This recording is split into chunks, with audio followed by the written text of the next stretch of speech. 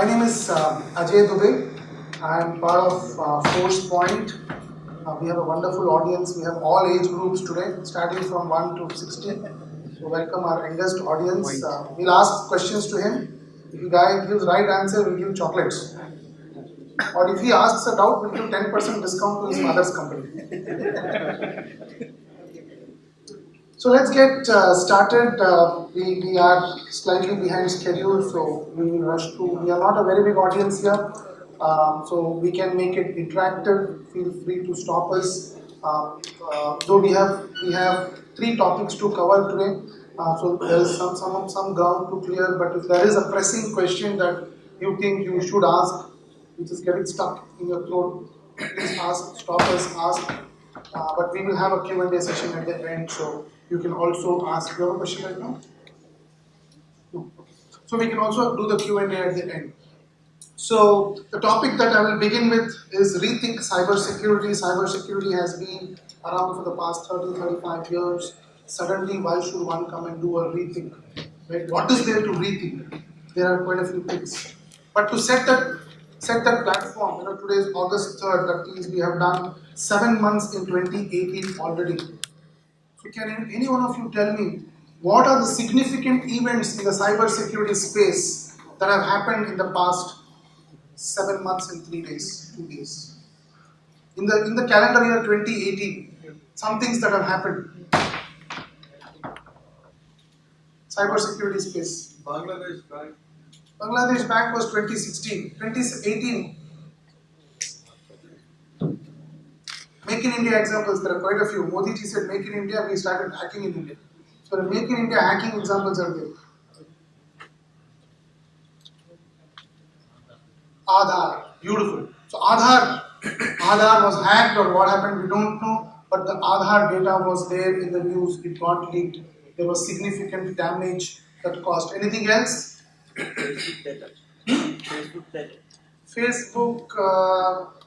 Facebook is such a thing which gets hacked every year. But yeah, Facebook was there. Anything else? Make in India. Very famous thing. I'll give you clues. Jewelers. Jewelry company, na? Mehul Choksi. Punjab National Bank. You know that example, right? Punjab National Bank was there. OnePlus Mobile lost a lot of data. So these are some of the examples that happened in 2018. Anything in 2017? At least one. Make in India, nahi to abroad. Uber was, okay, Uber, I don't know which year, but yeah, Uber was there. So many things happened in 2017. Equifax, which is like the CRISIL of US, 145 million records were stolen. Yahoo, 3 billion, half of the world's population. NSA, which is like CBI in the US, it was hacked. Many ransomware attacks happened. Many ransomware was there, and then of course Deloitte was there, and US elections. 2016 was US elections, right? Donald Trump. 2015 was Ashley Madison and Office of Personnel Management. So every year if you see, there are more attacks than the previous year. Now if you go back and look at your Excel sheets, the budgets that you get from your bosses, your budget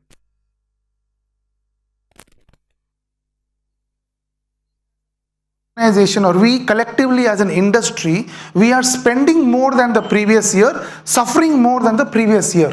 And that's exactly that we need to change, and that is why we have rethink cybersecurity. How can we change that? This can be changed by having what is called as a human-centric security or a human point system. So we will briefly talk about human point system, but to understand human point system, let us try to understand it from a problem perspective. What are the problems that all of us face as an industry today? What are the problems that you face in your work related to cybersecurity? The first one can probably be classified as my data is lying everywhere and it's being accessed from everywhere. Things are going to cloud. Things are lying in my data centers, multiple data centers. Things are lying in the laptops of my employees, sometimes in the mobile phone. How do I protect all that? Second point is too many security solutions. You do POCs, you do RFPs, you do so much of effort in buying security solutions, but Security solutions are working fantastically well, but they're working in silos. One solution does not seem to know that the other solution exists. Each one is doing a good job, but they are not talking to each other. There is a SIM which is correlating logs, but then it's not giving you much value. The third point, my personal favorite, is too many alerts. This is undisputed point. You take any security solution, you deploy it, thousands of logs. In a 24-hour period, it's got thousands of logs. You run some kind of tool, you look at the events, hundreds of events. A typical firewall gives you 800 events per day. If you have to analyze each and every event and then take action on it, it is impossible. It is impossible, and it's a repetitive tool. Artificial intelligence could have done a fantastic job. You could have done a wonderful job if you had moved this, to a technology, to a tool. And the fourth point, again, a very interesting point. Cybersecurity is a post-mortem tool. Most of the time, cybersecurity guys will wake up and say, hey, look, this is what happened yesterday. Hey, look, this is what happened 3 days ago. No tool can say this is going to happen after 3 days. This is likely to happen. No tool can say that, hey, look, this guy is behaving suspiciously. He can be a threat to the organization. He can steal data. Looks like his machine is compromised. Looks like his machine is... No tool gives you that predictive analysis. Everything is post-mortem. Everything is post-facto. So these are the 4 big problems that the industry suffers. There is no one product that can solve these problems, but a system can. And human point system, the human-centric cybersecurity that we are talking about, solves this problem. The human-centric security solves these 4 problems. And what we are going to be doing today is we will be looking at how these problems are solved for you by using various products and solutions. So now, this girl has nothing to do with solving the problems. She's just a marketing slide. So how do we go about solving the problems? We do what is called as protect the human point. So to protect the human point, we take all the people on one side. People could be your employees, your teammates, it could be your suppliers, your vendors, right? Your contractors, and it can also be hackers. People. So people are all human beings one side. On the other side, we have data. The data could be on the cloud, data center, it could be in mailboxes, it could be lying in SharePoint servers, it could be lying in laptops. So data is lying, people are there. When people are touching the data, that point, that interaction, that intersection needs to be protected. Right? Whether it's a legitimate transaction, should I allow it? Should I block it? Is the context right? Is it the right time? Is it the right device? Is it the right location? Is it something that is allowed by policy? That decision should be taken at that moment when that person is touching the data. That is called the human point system. All our products, all our technologies are built into it. So what is human point system from a product perspective? This is the system. These are the bunch of products, 1, 2, 3, 4, 5, 6, 7 products for you here. These 7 products put together or individually, each of them tries to solve those 4 problems that we discussed. So that is called as human point system. So here we have a bunch of products. We will talk about some of them today. So these products individually do a beautiful job on their own. But if you have, say, a product A and a product B, for example, if you have a web security solution, a proxy solution, and if you want to buy a DLP, these come as an integrated bundled solution.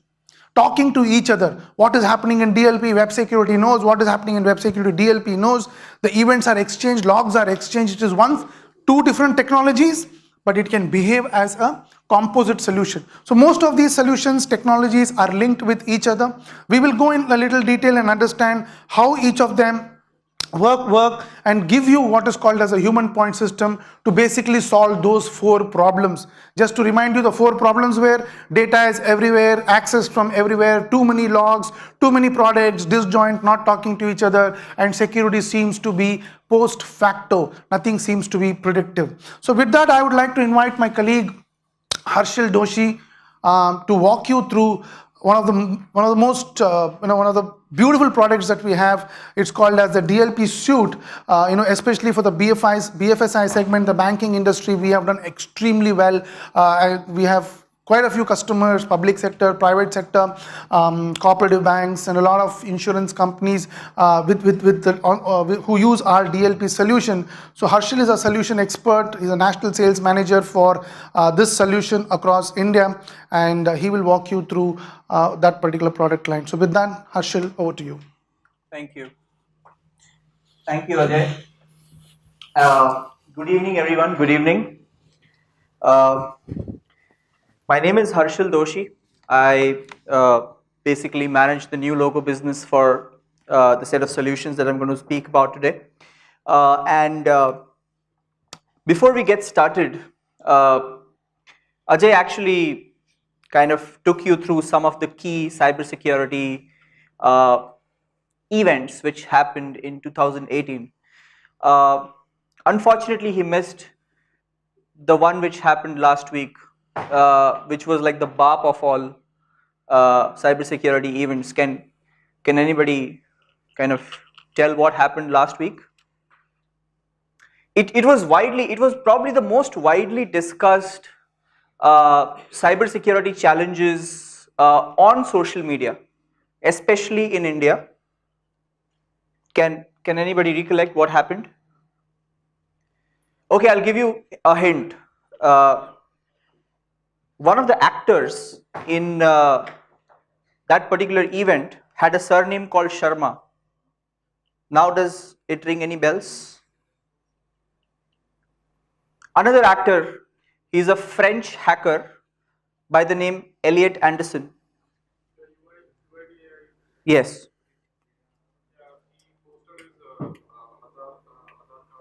Exactly. So, R.S. Sharma is the chairman of TRAI, the Telecom Regulatory Authority of India, and he was previously the chairman of UIDAI. And what he did is what we call as the bug bounty in the cybersecurity world. That hey, here's what I'm sharing as my information. Let's see what harm can you do to me, right? So he shared his Aadhaar number on his Twitter handle, and he kind of dared the entire world that let's see what you can do with it. Okay, a lot of people, including some ethical hackers, some disgruntled citizens, whatever it is, they kind of sniffed out a lot of information about him, his phone number, his email address. They even tried to deposit 1 rupee into his savings account, so on and so forth. So they tried to do a lot of things. Uh, the good part is, frankly speaking, technically speaking, there is no harm which was done to either his identity or any other assets that he owned. Okay, so but from a cybersecurity world, that's a risky thing to do. Why would you kind of wantingly share out your personal information and see what harm anybody can do from outside? Okay, but personally, if you ask me, with my 14 years of cybersecurity experience, I think this was one of the best ways to demonstrate confidence in your system. That hey, here I have a system built in, okay, and I dare this to the world that hey, can you breach into my system? And I'll tell you why this is very contextual to what I'm going to be speaking about for the next 30-40 minutes or so, if I have that much time, that is, that the paradigm shift in cybersecurity that we are seeing now is that the risk really is not from outside. Your systems, your infrastructure, your data, yourself, your identities, your processes, your business is not really so much at risk from the outside as it is from the inside. Now let me flip that situation and say that Mr. Sharma would have shared this kind of credential to a administrator in UID who has a lot of access to the database. And just imagine the kind of damage that an insider in UID could have done, right? So it kind of tells us two things. That one, what we are seeing today is a huge shift of cybersecurity incidents emerging from the inside rather than the outside. And second, please do not share your Aadhaar card with anyone, right? With that, let's jump to the key solution which I'm going to be speaking about today, which is force point data loss prevention. I'm sure because you're cybersecurity custodians in your organization, you must have already heard about DLP. You must have either evaluated DLP or you're thinking about it, right? So to that extent, DLP is not new to the cybersecurity world. What we are going to be speaking about new today is how organizations are implementing DLP. What are the best practices that you should be adopting to implement a DLP solution? Secondly, what are the new innovations that we are doing where the industry is going as far as data security is concerned? And third, how DLP is actually becoming a stepping stone to not only uncover cyber frauds, but also uncover a larger risk in terms of financial fraud, procedural fraud, business fraud, so on and so forth. How DLP is becoming a stepping stone for that. So these are the three key messages that we are going to actually be taking away, apart from what ForcePoint DLP really does. So with that, let's kind of recap what Ajay tried to speak about. That ForcePoint as a company has been rethinking cybersecurity for the last 3-4 years, and what we understand is that if we look at human behavior, or if we understand human behavior, that is a key to step ahead of the bad guys. This is a question that I keep asking to everywhere I speak, that till now, why do you think the bad guys were always ahead of the good guys? Why is the cybersecurity industry always only catching up? There's a ransomware attack which happens, so we bring out patches. There's an advanced malicious attack which happens, we bring an APT solution. So there is a patch that we kind of bring in every time there is a new threat in the market. To that extent, we are only playing catch up. We are only responding to the innovation which the bad guys are doing. And do you know one of the key reasons why that is happening? Because we've been always ignoring the most weakest chain in the cybersecurity, which is us humans. Who are these bad guys targeting really? They are targeting your behavior. They are targeting how you approach cybersecurity. They are targeting your attitude, your symptoms, so on and so forth. They are not really after the systems, because they know that just by sending a specific kind of traffic on the system, it's not going to help, because it's already covered again for a lot of kind of vulnerabilities.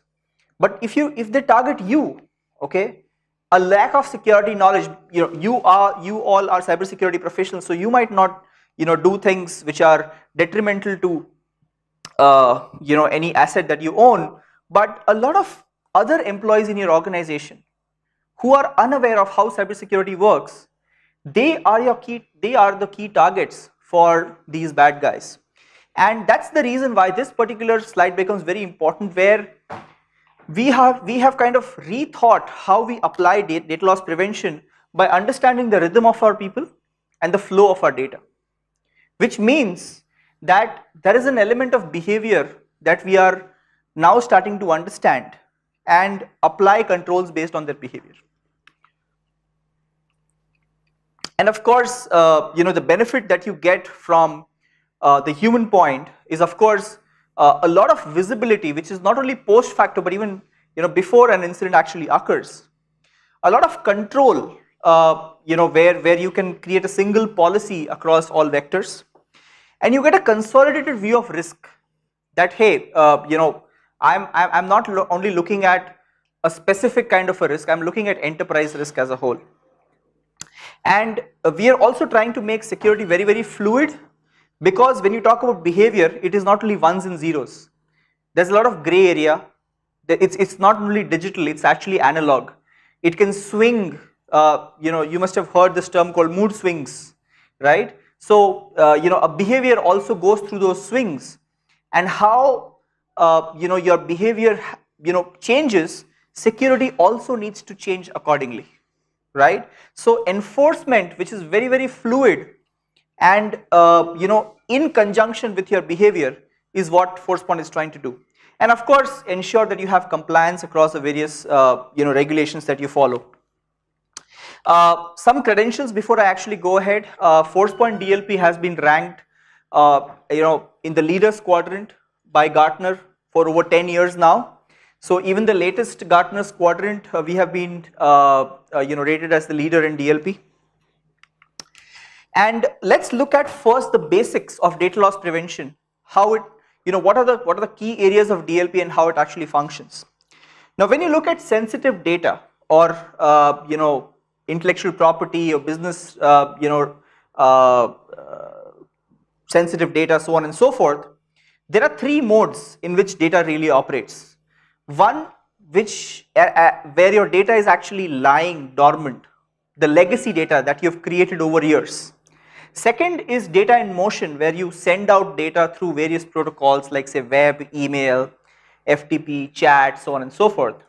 And third, where you're actually using data or consuming data. Say for example, you create a file or you copy a file, you edit a file, you modify it, you delete it, so on and so forth. So that's using your data.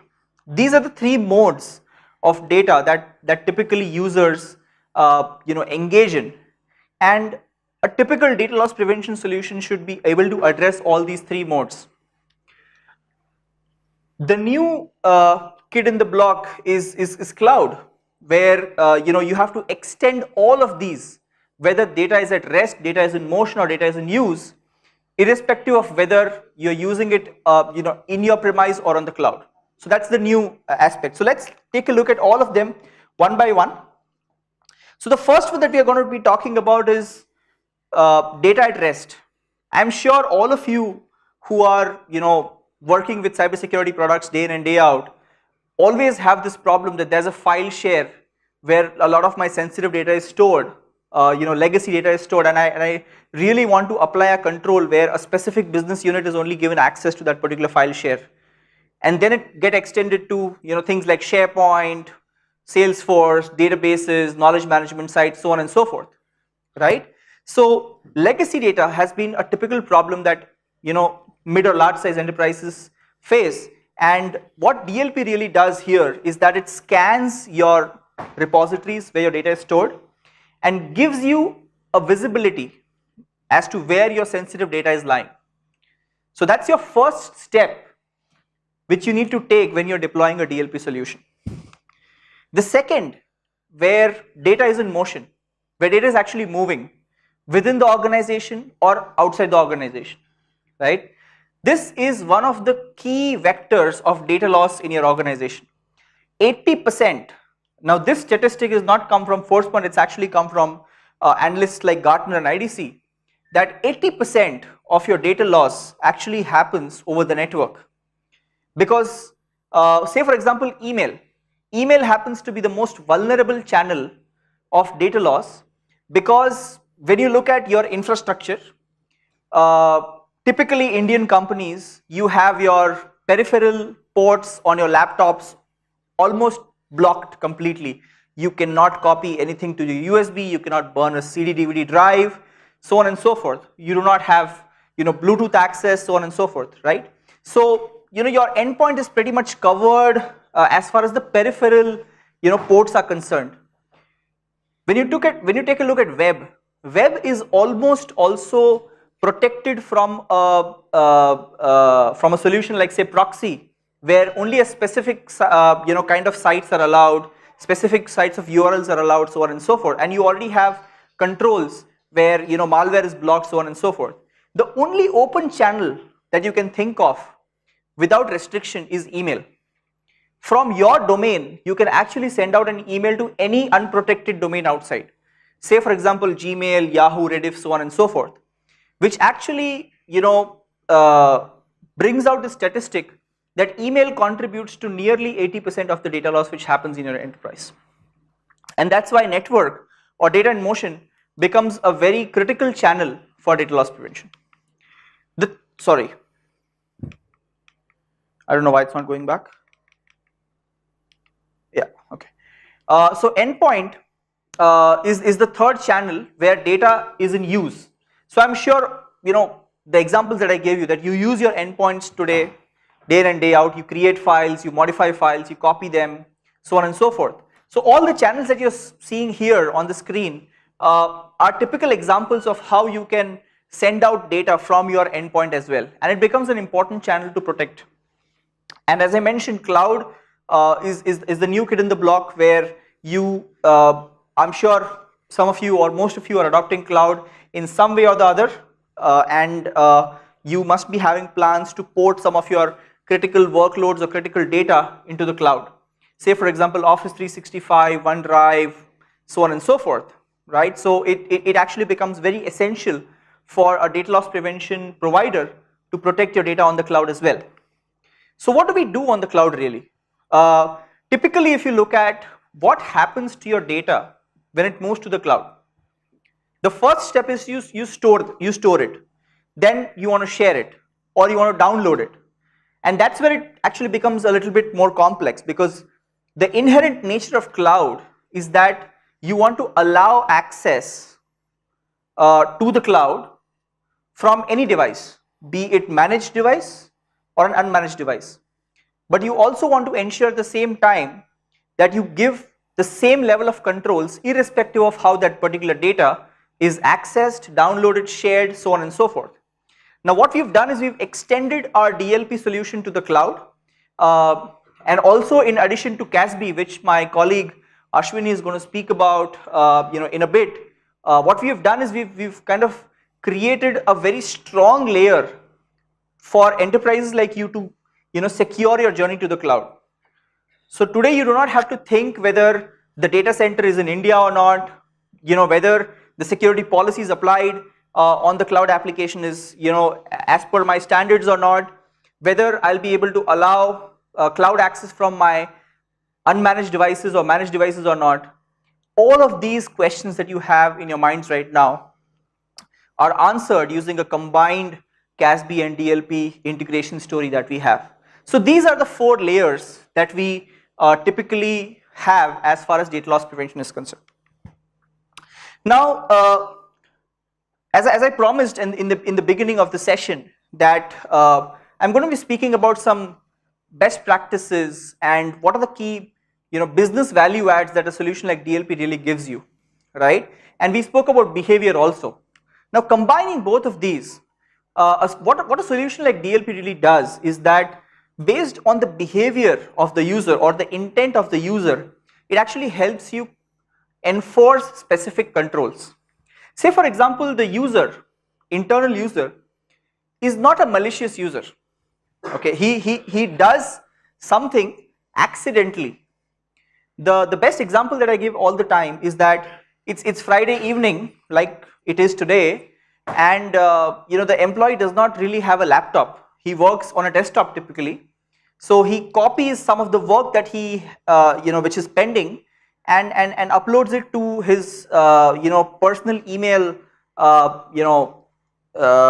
personal email ID, so that he can work on it over the weekend at home and then resend it back on Monday, right?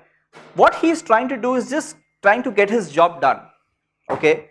But unknowingly, he is violating a very critical information security policy in his organization, which says that you cannot send sensitive data to a personal email ID domain, okay? Now those kind of users are actually called accidental users. Typically, what an organization should really do with these kind of users is to start educating them and not tell them that, hey, what you did is wrong and then I'm going to fire you, right? So different pills for different diseases, right? So this is a problem that we see in a very large extent in huge organizations, where employees do these kind of things accidentally. They don't do it with a malicious intent and knowingly, they do it accidentally. And for them, what we typically recommend is build a workflow where you can educate those employees in terms of how you can better your approach to handling sensitive information. The second category, if you look at, and we do it using various functionalities available in FORCEPOINT DLP, say for example end user pop-ups, self-remediation, manager notifications, so on and so forth. The second category is malicious outsider, where somebody is masquerading as yourself, Okay, I'm sure most of you must have read about this thing called compromised user identities, where a malware comes and you steal your credentials and does transactions on your behalf. Okay, down and up was one of the key examples of how compromised identity can create havoc. It used to brute force logins into Active Directory, so much so that AD administrators had to rechange their policy to never kind of disable user ID after unsuccessful login attempts. So because if your machine is infected with down and up, it creates so many login attempts that ultimately your user ID gets locked out, and it's a business disruption use case. So those kind of things where somebody is trying to masquerade as yourself and trying to steal out data. ForcePoint, because it has a malware detection engine also built in, from a web perspective, from an email perspective, it's able to differentiate whether this particular activity is being done by a human being or it's been done by a process or a malware, right? So that's also something that you can actually do. Third is intentional but non-malicious users. This is a very interesting category where somebody who is not very malicious but is disgruntled, that I want to prove a point. I don't mean any harm, but I want to prove a point. For these kind of people, there is a whole lot of visibility that we give to enterprises, where based on indicators of risk, we actually tell you, what are the kind of things that are going on wrong. In terms of a very business intelligent policy framework, whether the user is trying to search for jobs or he's displaying discontent, so on and so forth. And the final category, which is the most dangerous one, which is the malicious insider, where we do risky user behavioral profiling, where we tell you that, hey, out of the 10,000 odd users that you have, these are the riskiest users who can actually mean harm to your organization. So the key message that I want you to take out of this particular slide is that when you talk about a DLP solution, it's not a allow or a block kind of a policy. It's not a firewall, right? You have to have different enforcements for different profiles of people. Okay, and a solution like ForcePoint really helps you do that. So, and when you talk about DLP or a data loss prevention kind of a solution, there are two key aspects. One is content and second is context, right? It's not only important to look at what is the content in question, it's also important to look at the context. I'll give you an example.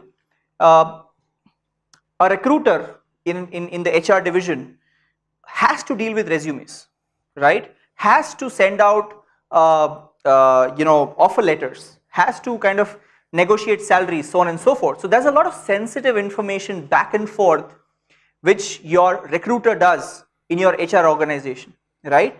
But if the same thing is being done by, say, your IT technical team or somebody from, say, R&D, okay, that's when the alarm should ring high. So what we actually offer you is not only the content based on which you can actually apply policies, it's actually also the context. So a human resource employee sending personal data over Dropbox through the web channel is a definite block, because Dropbox is not allowed as an application in your organization. But if the same HR personnel is sending personal data to an authorized business partner over email, which is an authorized channel, okay, encrypt that data. Allow, but encrypt that data. Now I'm sure this particular flow must have given you a clarity as to how flexible the system is, that you can actually configure different kind of controls based on the content and context. So I can give you more examples, but in the interest of time, let's go ahead. Now the next section is the most interesting section, where I speak about ForcePoint's differentiators with respect to our competition. Okay, because I'm addressing a huge community of financial institutions, I'm sure check truncation, KYC, these are the kind of processes that you are actually worried about when you talk about data loss. There's a lot of PII information that you churn out. There's a lot of sensitive business transactions that carry out in terms of images, right? For example, if there's a truncated check, if there's an image, it becomes very necessary for you to ensure that that kind of content is protected. OCR is the answer for that. OCR literally stands for optical character recognition, where what we can do is we can extract text out of an image and tell you that, hey, this particular image had this kind of sensitive content and you should be taking this kind of action on that. So I'm sure a lot of you must be using this application called Camcard, where if I share my business card with you, you take a snapshot and it gets converted into a contact, right? It's the same technology that we use here, but for a very important purpose of data loss prevention. The second thing is drip detection. Now, this term called drip, I'm sure you understand that if you open a tap like fully, there's a lot of waste of water that you do. But if you want to ensure that you control that flow of water, you kind of unscrew the tap and ensure that the water flows only drip by drip. How does it relate to the cybersecurity world or the information security world?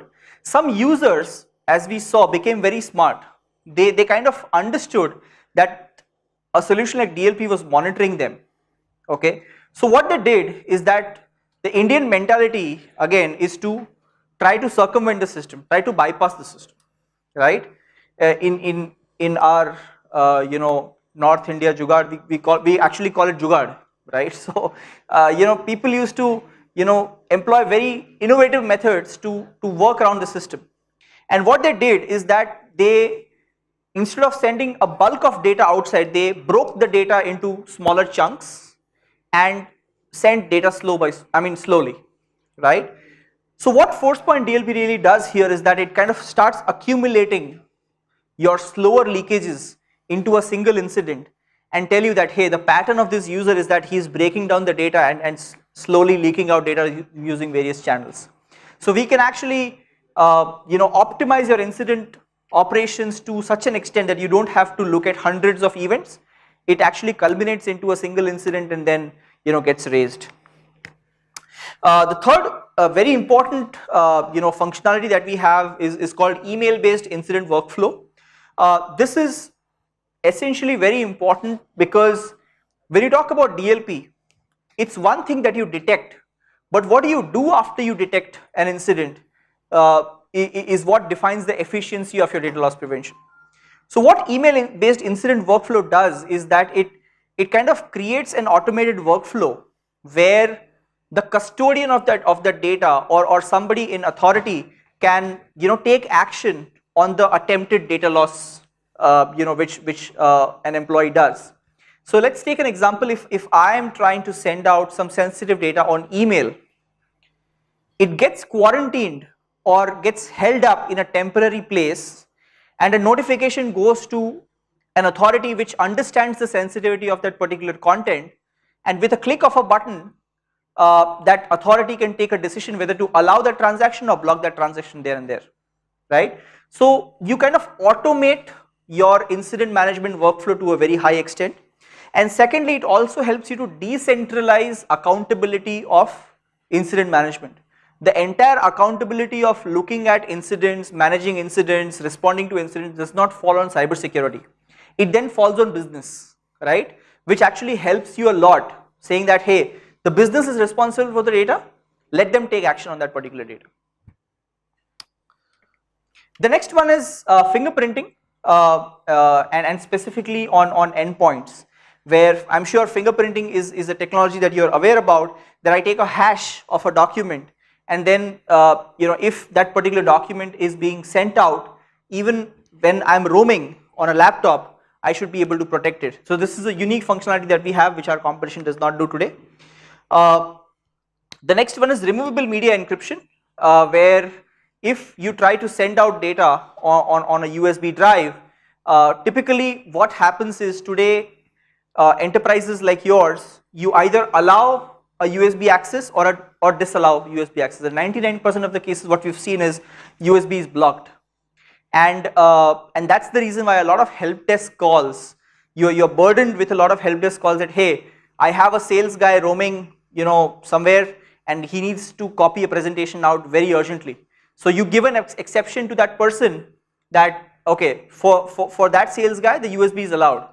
And then you forget about it, which means that there is a potential vulnerability that you have created in the system. What we are actually trying to tell you is that you can very confidently now give USB access to your employees, and also ensure that your data does not get transferred to USB in an unsecure format. How do we do it? With removable media encryption, where any content moving to the USB will be automatically encrypted, right? And then there are two options where only if the recipient has a DLP agent, he can decrypt the data back, or there's a portable encryption where you have to enter a password and you don't need an agent to gain the access of that particular data. So imagine, I'm sure, because you're from the finance industry, there's a lot of reconciliation data that you have to send to RBI or other regulators on a regular basis, and USB is used very widely in that particular medium. We've seen banks, our customers, using this particular functionality for that particular use case as well. Application awareness, I'm sure most of you are aware that there are a lot of applications available on endpoints today, from which you can send out data, for example, say Box, Dropbox, even collaboration tools like say WebEx or Zoom, they allow you to transfer files and data. So how do you control or monitor data loss from these applications? That's also something that we support. And as I was mentioning, because we are focusing more on behavior right now, there are a lot of behavior specific policies. For example, say if there's a disgruntled employee, or say indicators of compromise that we see, you can take actions based on them. And of course, there's a lot of detailed forensics reporting that we give. This is specifically very interesting, where current DLP solutions today, it actually also bombards you with a lot of DLP incidents. What if I tell you that I give you a prioritized dashboard that you'll have to focus only on the riskiest users in your organization and not be bombarded with thousands and lakhs of security DLP incidents. That's where IRR comes in, where we use Bayesian algorithms to kind of prioritize who are the riskiest users and help you focus only your energies only on the riskiest users. So this is the table that I've created, where I compare my solution with my nearest competitor, which is Semantic, and these are some of the key value adds that I have against them. Say for example, you want to move to Office 365 today from your on-premise email DLP, I'll help you do it at no cost, versus a Semantic which will actually charge you exorbitantly to move from an on-premise DLP to an Office 365 DLP situation. So if you want this particular data for your internal comparisons, and if you're doing an evaluation, let me know. This is a handy thing that I can send it out to you anytime, right? So I'm not too sure how we are doing with time, Ajay. I just have like 10 minutes to go. Is that okay? 10 minutes, okay, good. So this is specifically for the DLP operations team, that how do we really review risky incidents? What do we do with these specific incidents that we get from data loss prevention? So FORCEPOINT DLP is the first DLP in the market which has an inbuilt security analytics which comes bundled with the solution, where we say that incidents are now clustered into cases. Okay, so which means that if Harshal Doshi's trend has been he's been a serial violator, okay, then my name will be right at the top as the riskiest user, and the moment you click on my widget, you get to see all my incidents in a single window, right? So clustering this the trend of a specific user based on various parameters, based on the sensitivity of the content that he is sent, based on the time of the day when the violation has occurred, yeah, and comparison with his peers, so on and so forth, we kind of give you this prioritized dashboard into this particular solution. And with that, key risk indicators are identified very, very easily. And we give you incident cards to provide key information in terms of who that user is, what are the kind of incidents that he's done over a period of time, so on and so forth. Yeah, and you can kind of extract any information of that particular user from Active Directory or any other user source that you have in your organization. And reviewing those incidents then become very easy with a single view of risk. Yeah, so that's what we have as far as how do you manage risky incidents. And then one of the key questions which CISOs also have is that, is it easy to approve exceptions? Like, for example, if I have to ensure that a particular email ID in my organization is allowed to send sensitive information, how do I approve, how do I keep track of what's happening, so on and so forth, right? So what we really help you do is kind of build an organization wide workflow of how your incidents are currently managed, which includes business teams like, say, line of business manager, risk and compliance team, privacy officer, legal. The reason why we say this is because their involvement in data loss prevention also has to be ensured, because when you talk about litigation or you talk about investigation, these are the guys who will help you to define the process. And that is where the email based workflow also kind of helps, which I spoke about earlier, that when you send a copy to the line manager, you can copy legal as well, so that they also come to know that there's something like this which has happened. How do I extend DLP policies into enterprise cloud applications? This is also a question that we get very often. So as I was mentioning, we already have our cloud integration in place, and when Ashwini speaks about CASB, you will get to know more.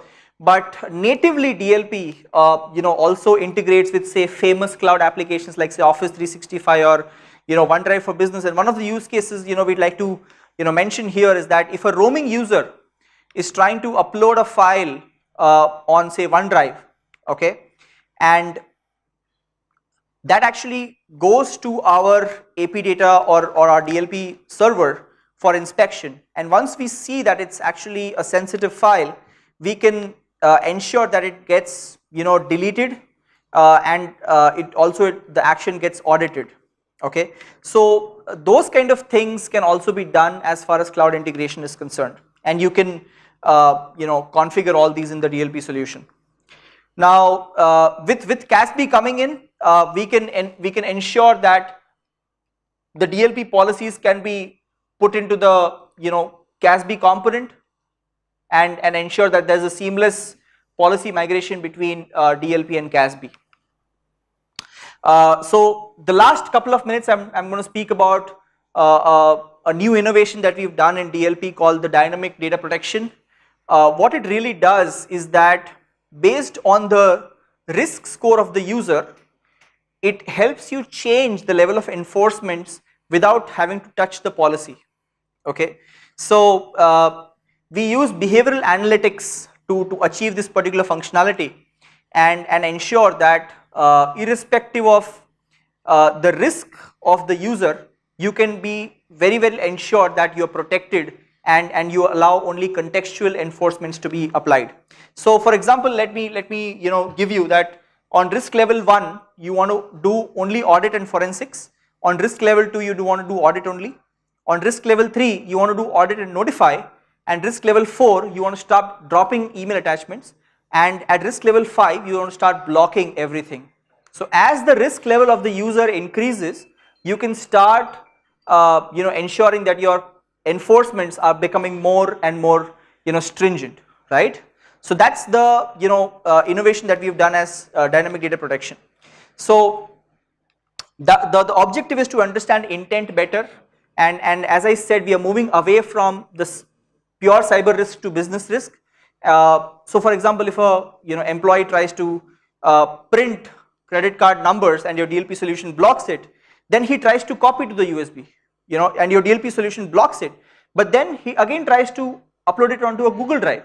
So he's trying different things with the same content, okay, and he tries to ensure that he bypasses the system.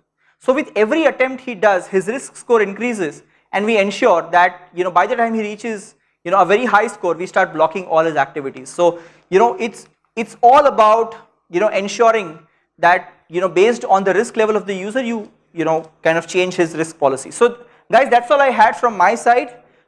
If there are any questions, what we can do is, I'm actually running out of time.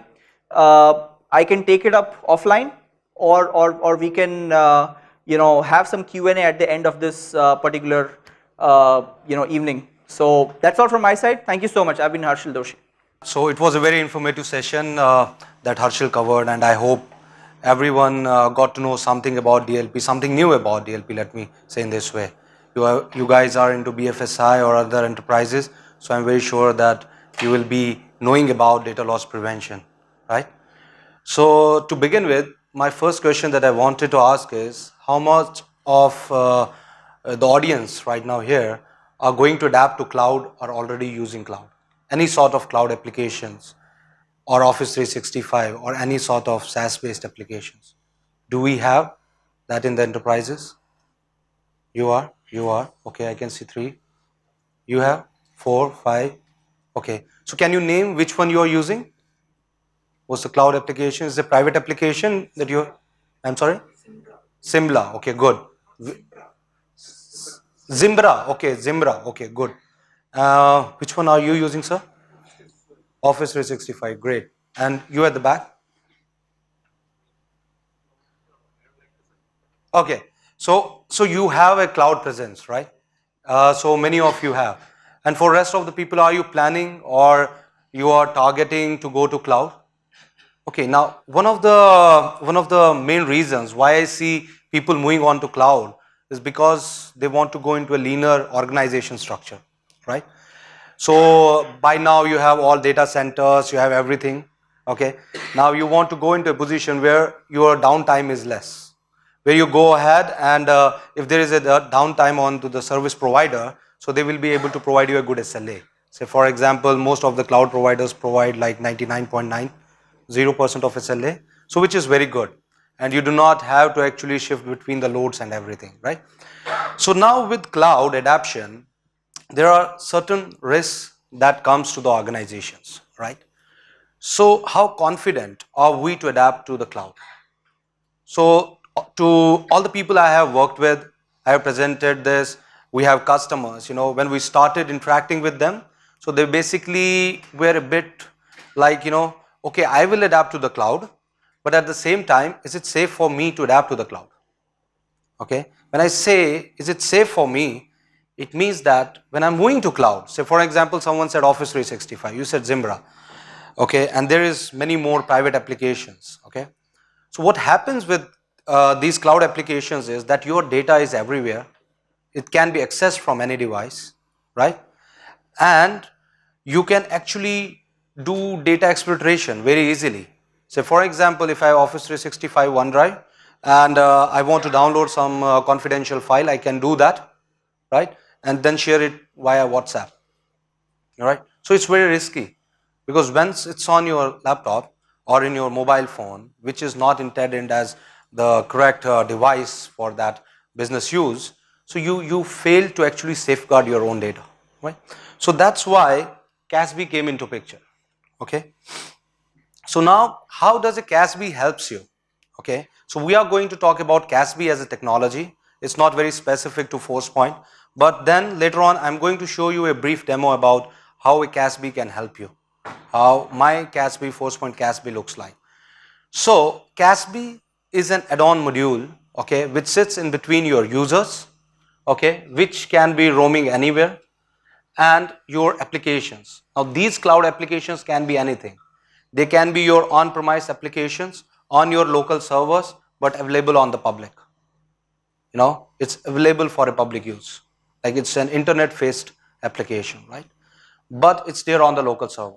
Or it can be any SaaS-based application, right? So CASB will be able to protect your data and help you to make a balance in between what data needs to go out, what needs to reside, who needs to access it, when needs to access it, and where it needs to be accessed. Okay, so it's covering all the three modules: who, what, why, when. Okay, now moving on to the cloud platform that we are talking about. Now, our cloud is basically structured into three different parts. It's PaaS, SaaS, and IaaS, right? So everyone knows about it. So, and with all these infrastructures, okay, we can access from mobile devices, we can access it from the corporate parameters and all that. But what we are lacking right now is visibility on what these users are actually doing. What is the data transaction that's happening with these applications and these devices? Are we meeting the compliance standards? Right? Maybe you have to be compliant with GDPR. Maybe you have to be compliant with PCI DSS, or for that example, ISO, right? So are you compliant? Is your data which is moving or at rest, is that compliant? Or what are the threat protections that my users can get? So for example, when I talk about threat protection, I talk about brute force. I talk about anomalies. I talk about someone trying to infiltrate into your data. So you guys might have heard about Deloitte hack, right? How many of you heard about it? It was an Office 365 hack. Not many? Okay. So Deloitte's Office 365 was hacked. Okay. And they took out all the information, all the critical information of the users, okay, and their customers, because they serve many big organizations. So they took out that data and sold it onto the internet. And the reason for that hack was that their Office 365 was not protected by something called as CASB, right? And they are right now in the implementation phase of CASB. Now, when it comes to CASB, all these devices will go through the CASB cloud and provide you visibility, data protection, compliance, and threat protection for any of your cloud platforms. So when I say any cloud platforms, it's any of these, be it a PaaS, SaaS, or IaaS, be it any private application, whatever you are hosting. If you are a financial, so we have many financial customers in India, right? They host these applications on their own servers and then, make it public. Maybe there is an insurance company, okay, and they have those applications which only their insurance agents use, right? So they have made it public, but storing the data internally. So any kind of data, any application, any action, there's FORCEPOINT for you. Now, when we talk about CASB, we also talk about those applications which is not known to you and is being used in your organization, right? So, like Sir readily mentioned, that he is aware that Zimbra is in use. They are aware about some Office 365. He may be aware about any other SaaS application. Are you very much confident that your users are only using these cloud applications? There is no other cloud application in use? Are you confident? Any one of you? You are confident? Do you have any visibility on that? If they are using any other cloud application? Okay. So my friend who is using Office 365, you have any awareness on that? If those users are using any other cloud-based applications? No?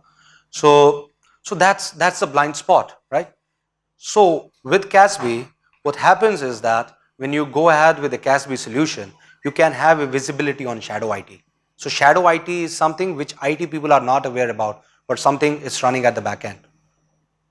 So we run this shadow IT on our own company, and we are surprised to find our users in FORCEPOINT were using like 14,000 shadow IT applications. We're very surprised, right?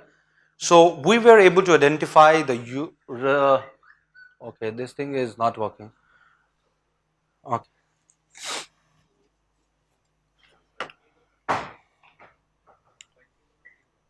Okay. Okay, let's take. So we were able to identify the risky apps, and once we identified the risky apps, we were able to prevent the risky usage, right? Risky usage by those applications. Like, say for an example, you have an application that's like someone talked about Facebook hack, right? Facebook. So actually it was not a hack, it was a data privacy that was, actually mismatched with any company's data privacy laws. So far, India doesn't have a data privacy law, but something is in build up and it may come up, right? We just last week listened about data privacy bill coming up. So now, when people are using Facebook, okay, why the data privacy law came into picture was because they didn't took consent from a user saying that I will post your pictures onto the internet and it's available to anyone who has a Facebook account. That's why it came into picture, right?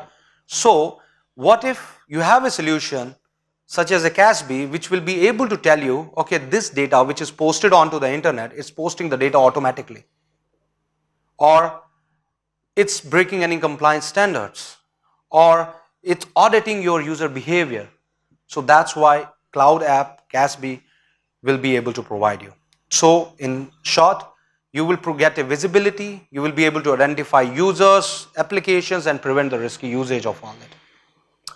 Now, there are many use cases for sanctioned apps. Sanctioned apps are those which you guys are aware about is in use in my organization, right? So now since you are aware about which application is it, so first point for me is to prevent the cyber threat for that particular application. Cyber threat is no one from the outsider should come in and log in. No one should be able to access the data from high risky applications and all, right? Then helping you to prevent the data leakage pointers. It can be anything, data in motion, data at rest, any data leakage prevention that you just heard from Harshal will be able to protect against that.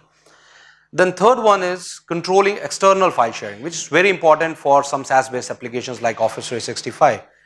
So what happens is that I brought Office 365 because I wanted mobility, right? I wanted my users to be able to access that data anywhere in the world. But what I didn't wanted was that this data to be shared with some competition, or I didn't wanted this data to be shared with someone who is not the right recipient, right? So with CASB, you can have a policy in picture where if any data which is shared externally, you will be able to protect it. Now, one thing that comes to mind, I think maybe he has that question that I am able to achieve this all from Office 365 itself, right? That's very common, and we'll address that concern. Now we'll go to point number 5 first and then to 6. Okay.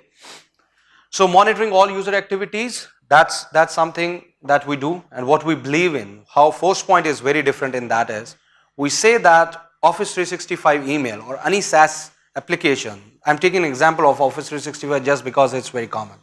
Okay. Email is structured to send email, receive email, forward email, attach the email, right? These are the actions you do. If you take a case of OneDrive or data at stressed, so you upload, download, right? You modify, view, edit, all these type of data, right? So ForcePoint CASB is the only solution who helps you to protect actions based on the applications. Rest all the vendors who are selling CASB, they have a structure of the actions and you can monitor them all. So they do not have application specific actions, which only ForcePoint has. Now these last 2 points. So I'll come to point number 4 at the last, but I will first go with managing BYOD. That's why I asked my friend that point number 3 we will discuss later. So managing BYOD. So what's the pain point with using of any SaaS application, any IaaS or PaaS? What's the pain point? The pain point is that you do not know who is accessing the data from which device, and you really want to control that point. You want to say that, okay, from office provided machine, you should be able to access this data. When it comes from any other device, it should be readily blocked, right? That's what you want to achieve. So what ForcePoint do, it goes one step ahead. We say that security is 0 if it's not enablement of users. Do you agree with this point? Do you agree that if you put a security in place but disable your users or their productivity is hampered, it's like no security? How much of you agree with this point? You agree? Great. Everyone? Can I have a nod? Really? You don't believe this? Right, okay. So I get enough nods to proceed further. So yes. So now what we say that you enable your users, that's our motive. That's ForcePoint's CASB or all solutions motive. That go ahead and adapt to cloud, adapt to sharing, enable your users, but stay confident. That's what we say. Now what we say to the people is that, okay, say for example, there is Ajay. Okay, Ajay was the guy who came in and gave in the, the starting pitch. So Ajay, I go to Ajay, I tell him, "Okay, Ajay, I am an admin. Okay, now apart from corporate laptop, which all machine do you want to access the application from?" So he'll say, okay, I have an iPhone. I said, okay. He said that apart from that, I have my wife's iPad. I said, okay. He said, okay, I have a laptop at home, which usually my children used to play on. Okay. So I said, okay, these three devices, anything else? He said, no. I again reconfirm. I say to him, okay, if I give you access from these three machines, you are enabled as a user? You will be able to work? He said, yes. So what we do differently is that we tell these users, I tell to Ajay that, okay, now from office laptop, and you can do a device management from 3 other machines. You have this device management capability, right? Now if he tries to log in from office laptop, it will be seamless. If he tries to log in from these 3 devices, it will be seamless. But if he tries to log in from a cyber cafe or a friend's machine, he'll be blocked. His access will be blocked. Or whatever kind of control you want. Maybe you want that he should be able to log in but not download or view the stuff. That can also be possible. Now, what is the pain point that we addressed here? The pain point that we addressed is that data theft or security is only possible when you put this laptop into some concrete. Okay, if you are connected anyway to internet, you are at risk, right? So, but we minimize the parameter of risk here.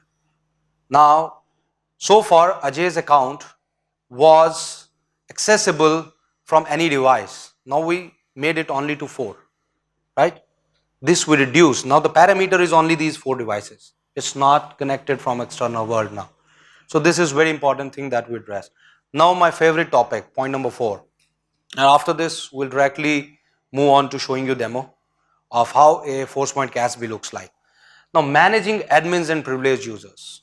This is a very favorite thing, because I don't know if you are already in talks, or someone comes to you, or Ajay came, Harshil came, you go to any other events, everyone talks about we will be protecting your users, right? Am I right at this point? Everyone says that we will protect your users. So does this mean by default you are trusting your admins? Does this mean that an Office 365 admin who can actually go ahead and transfer the mailboxes? So if I know that Ajay lives in Bangalore and it takes him 3 hours from office to reach to home. In these 3 hours, I can actually assign his mailbox to myself, see all the confidential data and reassign it back. Or I put an auto forward rule on Ajay's email. So I am an admin, I can do all these malicious things. Or I do a malicious search. I know Ajay is going to receive a 1 million PO and I wanted to see from which partner he is getting it, right? So I can search his email box, right? You agree with me on Office 365? And this is, believe me, this is almost similar to all the applications. Private, SaaS, PaaS, IaaS, anything. It's all true for all the applications. Now what FORCEPOINT comes with, very unique with us, we say that, okay, it's good to protect the users, but what about the admins? We have predefined policies to help you to manage and control your admins. So if you have a FORCEPOINT CASB, you have Office 365, you have any other cloud-based solution, Zimbra or anything, and you want that your admins should not be able to transfer the mailboxes, give excessive access, set up auto forwarding rules, okay? So you can do that all. Now, this is some different modes of deployment, okay, that we do, like API, that's the first one. It's very straightforward. It's like 2 clouds talking to each other. You're giving a permission to one cloud to talk to FORCEPOINT CASB cloud. Second is SSO and reverse proxy. Only with few CASB vendors, this option is there. And why it's very useful for organizations is that you guys do not need to deploy another agent onto your machines. That's very simple. How many agents you are going to put on your machines, right? You will put n number of agents, DLP agent, antivirus agent, this agent, that, proxy agent, everything, right? But with reverse proxy mode, you do not need to put agents. It will be very transparent. And then lastly, yes, we do have an option of endpoint agents as well, because some people want that. So we have that option as well. So I'll be shifting now to show you a live demo of how FORCEPOINT CASB actually looks like, okay?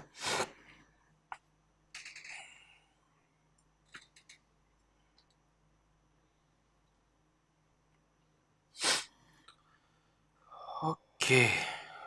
So I will have some hard time to browse because, so I will be standing from here, okay, but I am audible and visible to everyone, I hope.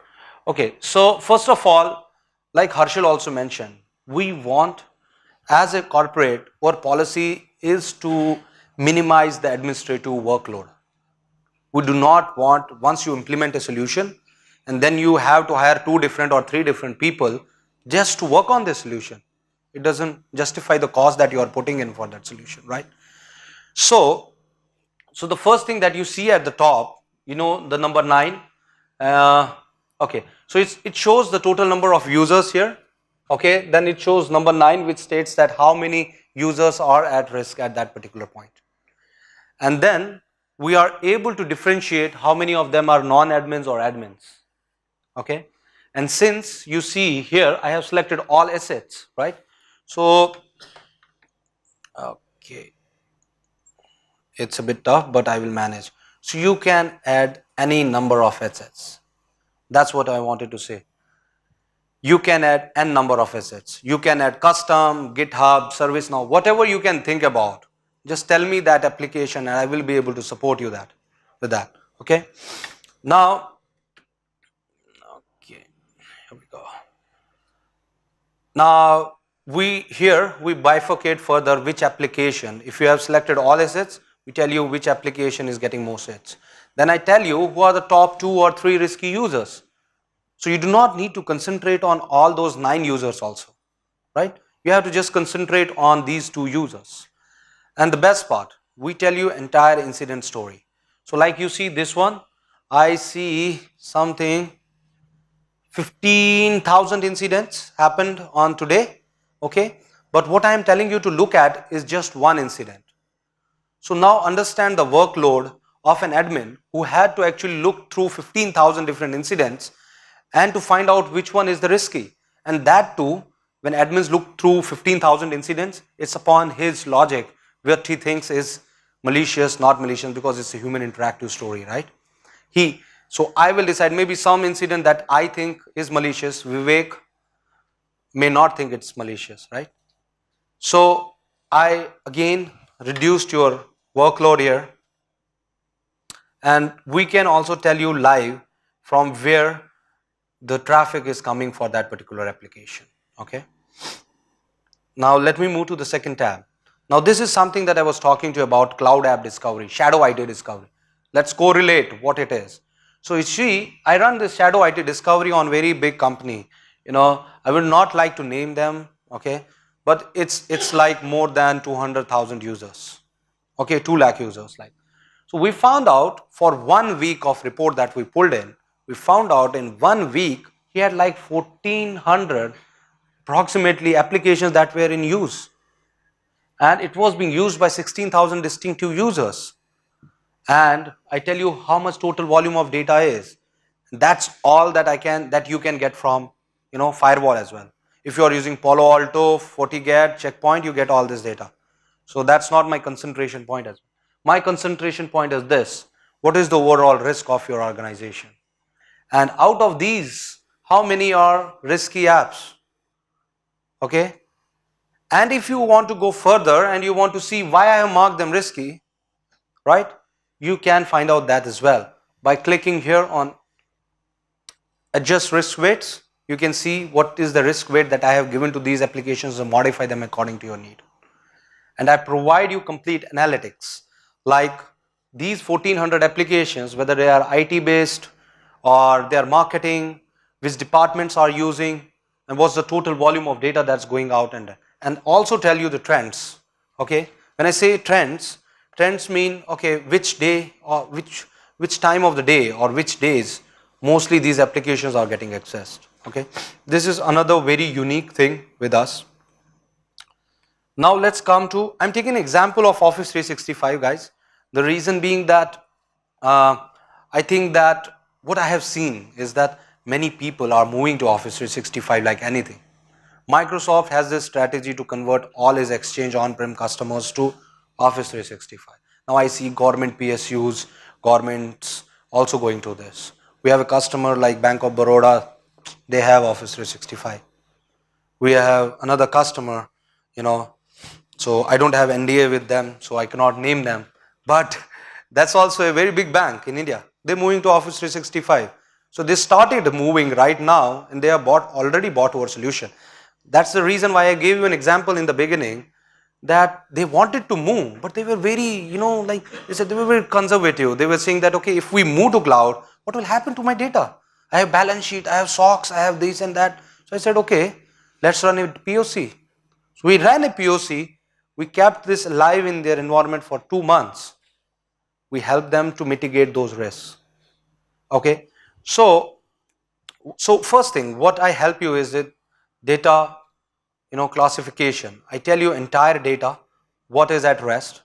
Is it a PCI, PII, IT related data? Who is actually owning this sensitive data? Okay. And now this is very important.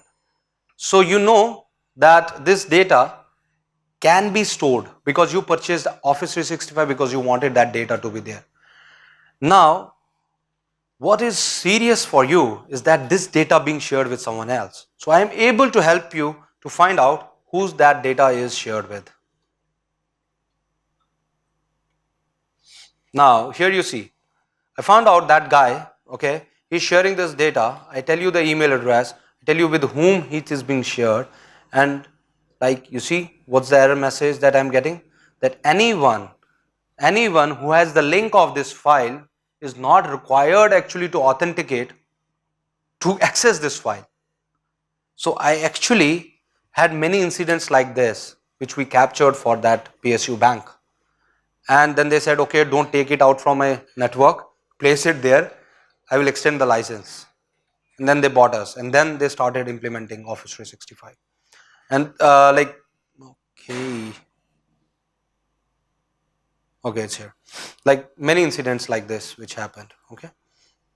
Now the next part of it is detailed file analytics.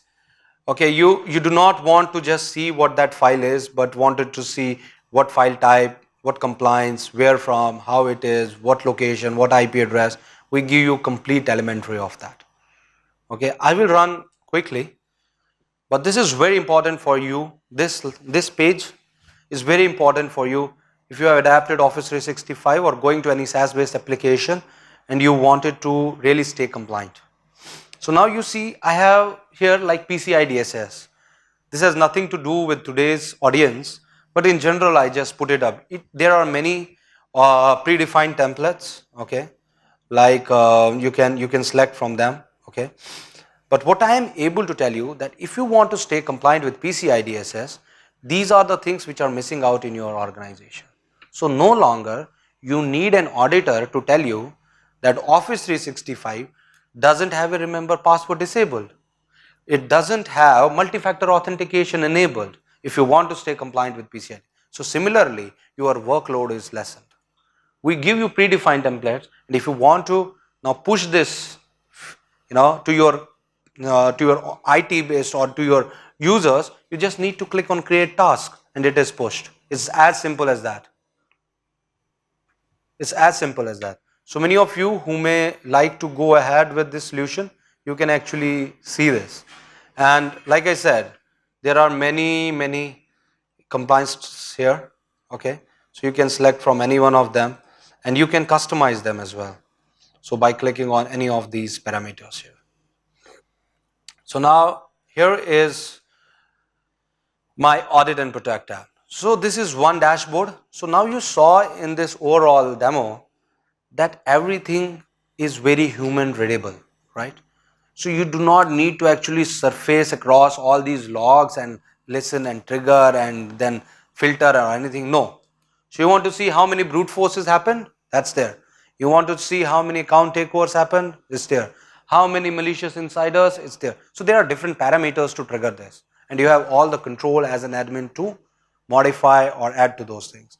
Now you can see top risky. If you see at the bottom here, it shows you how many Tor networks, how many malicious IPs, how many anonymous proxies someone has tried to log in, and here you get more detailed, what I call is my navigation pane. That's what I call it. So what matters to me is who are my malicious compromised insiders and who are the account takeover people. So I can do it in this way.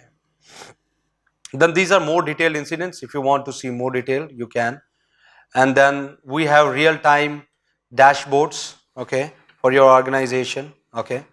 And if you want to see more granular dashboards, okay, like you want to see more granularity in those dashboard, like that's very number centric. You wanted to see what's actually triggering this, you can just click on this number and you will have this thing in there. Now similarly, service provider audit logs, the people who are using Office 365, they will be aware what I'm talking here, right? Service provider audit logs, that's where you see. But those logs, if you are going to see in future, or if you are going to see it now, okay, those who are using, is just a jumble. You will not be able to see anything out of it, not able to get anything. But see how beautiful this thing looks like. And if you want to see those incidents which are on service provider audit logs and you see it here, it's like how it is. And you can create n number of policies, okay. You can create as many as custom policies that you want. We do not have any restrictions. Now, like I was telling about, if you want someone to be able to access only from internal networks, you just need one checkboxes. Okay, you want to manage endpoints, you can do it with one checkbox. Now very important thing, how I again differentiate. So if someone tells me that I have to manage Office 365, for me, it's one application. Be it your OneDrive, SharePoint, Exchange Online, anything, is just one. Okay, so they are showing me the play cards saying that the time is done. But let me quickly show you, couple of things. Like I mentioned to you guys, that it's all something that you can adjust. You can adjust it from here. Okay, whatever you want. And you can actually add as many as applications you want. Okay, so there is no hard limit. And by the way, one last thing. So you wanted multi-factor authentication. I think many of you might have invested into that, right? MFA, OTP things, okay? With ForcePoint CASB, that comes as a default license. You don't need to pay us anything. We give it to you for free. Or SMS servers for free. Or mail gateways, mail servers for free. Only thing that you have to pay is for this. That too not me, that too Vivek. So he may come up and ask. And then again, one more thing for administrators. Every time they need a new tool, new endpoint build come in, you run to, like to ForcePoint support or semantic support or any OEM support, and you ask them, okay, there is new build, please give me this build. And with us, you don't need to do that. You have everything here. Any new tool will be published here. You just need to click on download and download it from here. And lastly, this is my last point, okay. So, like I told you, managing the unmanaged. This is very important, okay. Now with one click, you can manage any of the devices, okay. The only thing that you have to do is to just click on enroll, okay. And then once it's enrolled and you want to make it unmanaged again with one click, and it becomes unmanaged. Now I will end up just with one thing. So why this use case is very important for all the corporates, Office 365, Zimbra, any other SaaS application that you guys are using. So for example, there comes a situation where you didn't had access, like Ajay didn't have access to 4 devices which I already provisioned him, right? So should I disable him as a user? No. Like I said, we believe in enabling these users, right? So he will reach to his admin will give an web link, he will register himself, okay, from whatever device he wants. That device will show up here. And he as an admin will move that in managed BYOD device category. He will be able to access, one click it moves back to unmanaged. So this is just 2 clicks, you can make a device managed and unmanaged. So that's it from my end. I will pass on to Ajay, and I hope this session was informative for you all, for those who wanted to move to cloud. Thank you. Okay, thanks to Harshil, thanks to Ashwini. You have been a very nice audience Usually, my professor in college used to say, when there are no questions, either you have understood everything or you are in Swapna Loka and no questions. So, if I have to take a choice between these two, it sounds more like Swapna Loka. And you know what is Swapna Loka, right? I hope I'm talking the right Malayalam word. Dreamland. So, welcome back. Wake up. Good morning. Good morning. No? No questions. Yenda idu cheta. Korchu Malayalam Marianaka. You asking no questions, I'll start talking in Malayalam. Assuming that only Malayalam will ask questions. Kerala is such a vocal place. Look at your politics. So vocal you people are. We sit in Bangalore, we look at Kerala, we are so impressed. Every citizen should be like, so involved. But questions you're not asking. So please ask questions, right? So we have a scheme. If you ask good questions, 10% discount. We'll give you a voucher right away.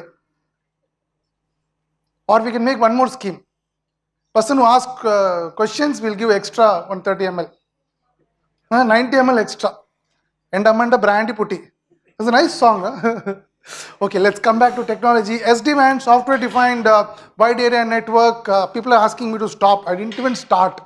So SD-WAN software. Before that, show of hands. How many of you have multiple branches? Multiple branches that you need to connect. Wonderful. So almost all of us here. So this technology helps you to connect. It has traditionally been a networking technology. So if you are wondering why a security guy is talking about networking, we will try to figure out why it is so. One of the primary reasons why SD-WAN is no longer a networking technology and it's slowly becoming a security technology is because of cloud applications. Right? The first 2 points, O365, 91% adoption. Many people have moved to cloud. I've met some of you, you're on the path to move or you are already moving.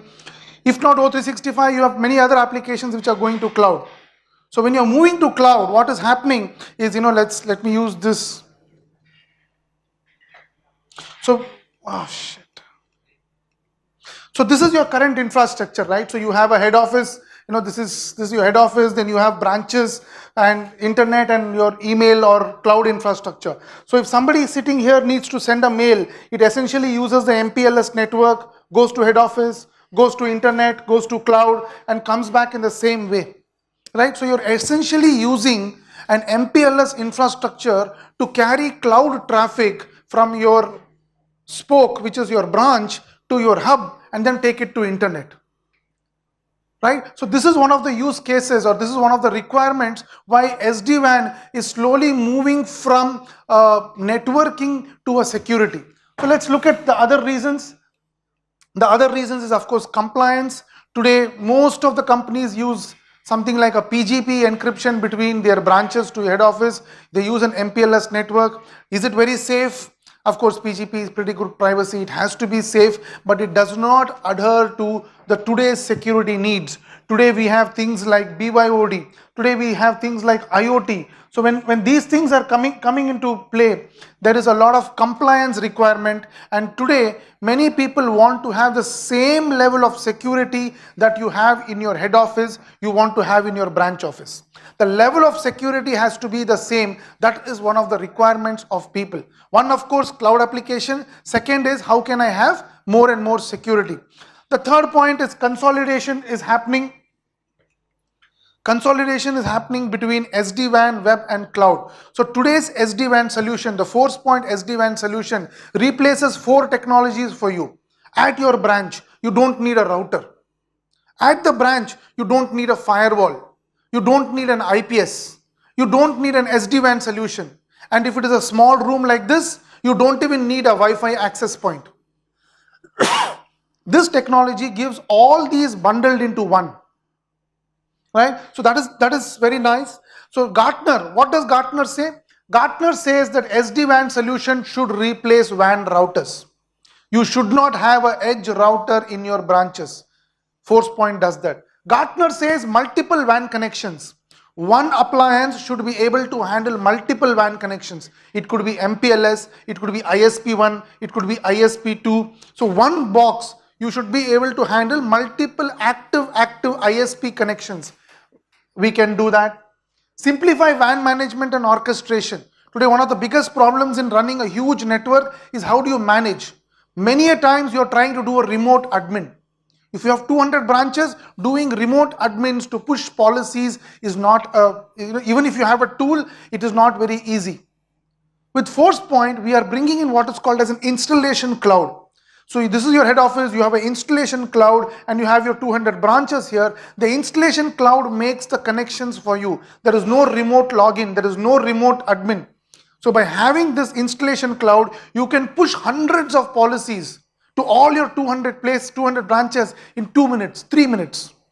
The time you make to make Maggi noodles, you could have configured your entire network. It doesn't take hours. Today it takes hours to do. And the last, and one of these interesting features, the last point here is setting up VPNs. Setting up VPNs is a very complex process in today's environment. In an MPLS or in a multi-branch location, if you have to do VPN, sitting in Kerala, you want to do VPN between your Chandigarh branch and your Delhi branch, it's a nightmare. You need to have CCNA, highly qualified people. You need to do that. That has been simplified in our technology. You can do a drag and drop VPN. Sitting here in the management console, you drag Delhi, drop into the VPN box, drag Chandigarh, put it into VPN. There's a plus button. You click the plus button, VPN is created. In fact, my VP of engineering says that anybody who can download an app and run on a smartphone, which includes my mother, can create a VPN into the StoneSoft management console. Creation of VPN is so very easy. Right? So if you ask me, one difference between the solutions is the ease of life.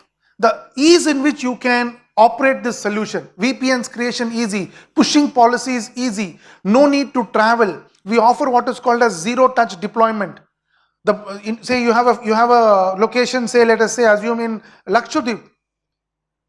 ForcePoint factory will ship an appliance through our distributors. iValue will directly take the appliance and deliver it and courier it to Lakshadweep. In Lakshadweep, somebody there has to collect electricity and connect internet. They shouldn't exchange these two.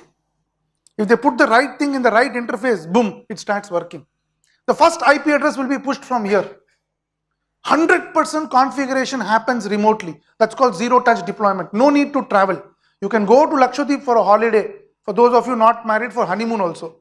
For those of you married, second honeymoon you can go. Third honeymoon you shouldn't go. Go to a different place. Come to Ooty. It's my hometown. Okay. So this is the infrastructure we saw. This is the, your MPLS. You can move that too. So now all your branches, so this is your Lakshadweep, this is Chandigarh, this is Delhi. All the branches are now directly on the internet. The box appliance understands application aware routing. That means person sitting in Lakshadweep or say Chandigarh, let us take. So now this person has to send email to O365. It will go directly to internet. Now he has to send ERP traffic or core banking traffic to data center. It will use a VPN and it will come to the head office. So depending on the application goes directly to internet using ISP1, or this application goes to internet using ISP2, this application goes to head office using ISP. That intelligence is there on the box. It can support 3 ISPs or 2 ISPs and 1 MPLS player. So 3 WAN connections, 1 box supports active application routing with no need of any static IP. It can work on a dynamic IP. And everything is managed by the StoneSoft management console, the security management console. I will show that to you, some of our customers. So we have another very interesting feature called as link aggregation. So in this example, there is, the office has 3 WAN connections, 50 MB, 20 MB and 5 MB. Now these 3 are 3 service providers, Airtel, Jio and BSNL. Right? Now 3 ISPs are there, 3 WAN connections are there. You can use the SD-WAN appliance from ForcePoint and do link aggregation. You will get a virtual pipe of 75 Mbps. The only condition is it is a symmetric traffic. So if you have ForcePoint in your branch, you should have ForcePoint in your head office. That is the only condition. Both ends of the network, if you have ForcePoint, the same technology, then you can take three ISPs, 3 different speeds, put them together, get 1 virtual pipe. That's called as link aggregation. Then we have, support all kinds of interfaces directly onto the box. Satellite connection, cable connection, RJ11, RJ45, D9. People ask me, can you put a SIM card inside? No, we can't do that. But we support dongle. You can buy an Airtel dongle, Geo dongle, directly insert, directly get internet. There are many places where a broadband connection is not possible, but a dongle is possible. So we support up to 1 or 2 dongles depending on the model. So we support all these interfaces directly onto the box. Now you create a pipe, a virtual pipe or a direct pipe, and you can do quality of service. Quality of service, bandwidth optimization, right? You can say 25% of my traffic is dedicated to voice over IP. 25 is dedicated to video conferencing. 25 is dedicated to ERP. And 25 as admin, you can keep yourself for Facebook travel. Nobody will stop you. Good idea? Bad idea? Bad idea. Okay. Agility, you can do ISB load balancing. Multiple load balancing, 1, 2, 3, you can do ISB load balancing, link load balancing, faster provisioning, bandwidth.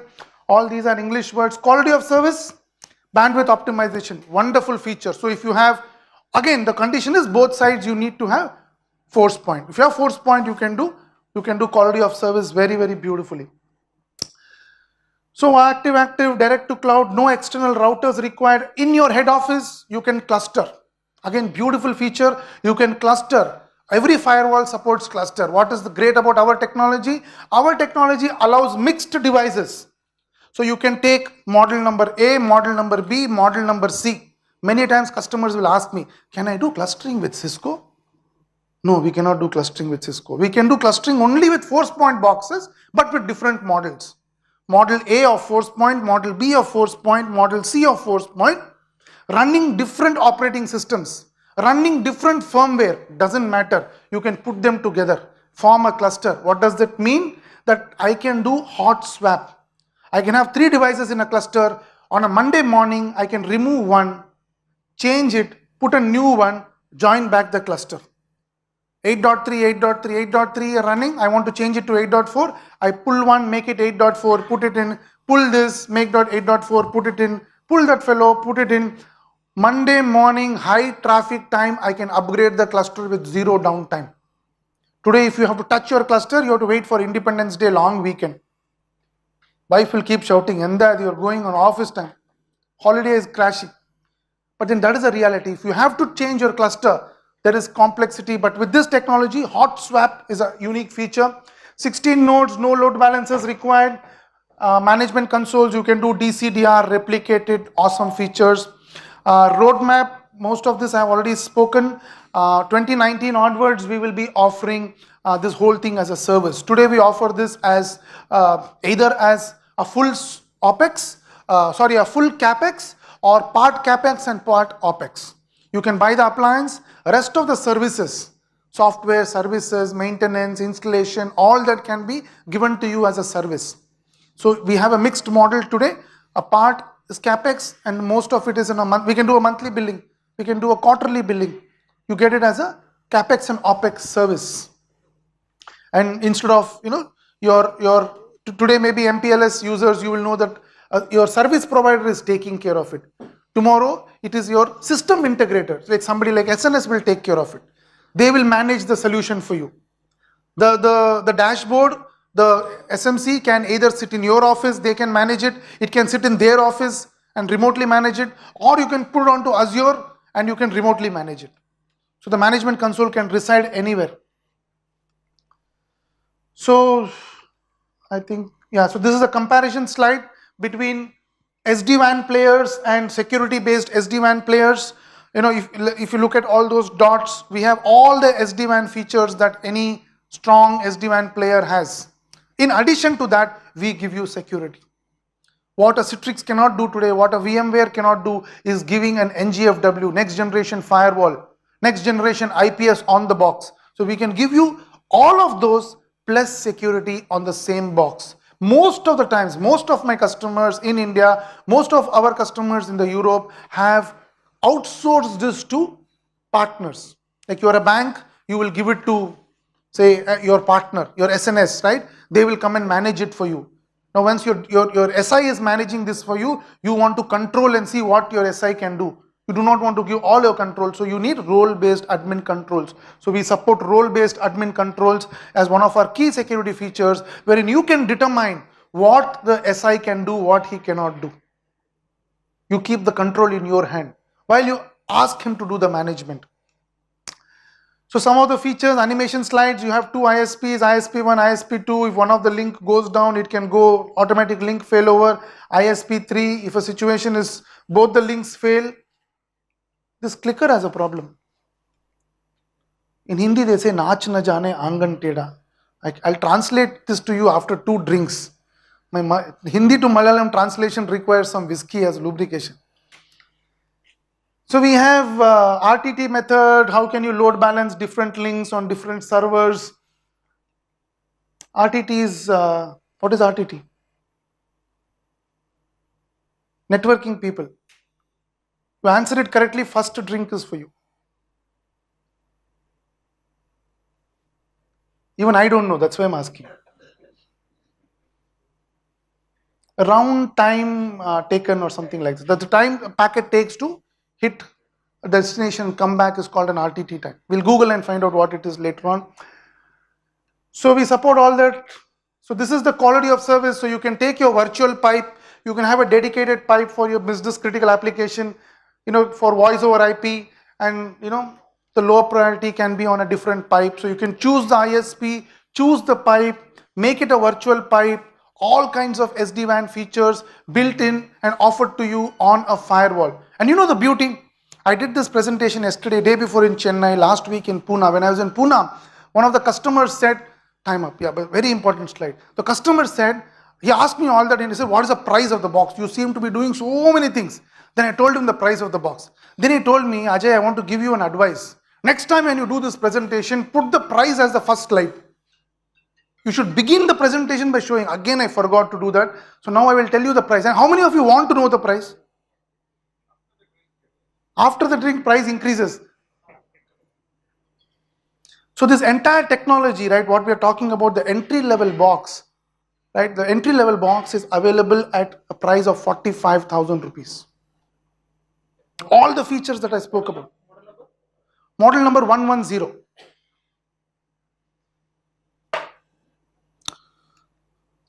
So this is my last slide. I will just quickly touch upon one slide on NSS Lab. This is the NSS Lab report.